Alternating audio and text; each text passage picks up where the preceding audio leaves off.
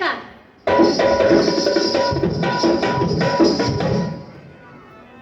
अगं दिवसा ढवळ्या मुक्काम करूनी बाहेर पडतो रातीला ग,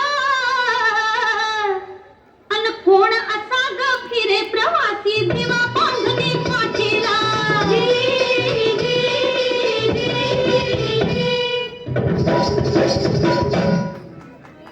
अगं उजेड देई दुसऱ्याला, आपण जाई अंधारी, अन म्हणती काजवा त्या प्राण्याला गुमान जागय माघारी.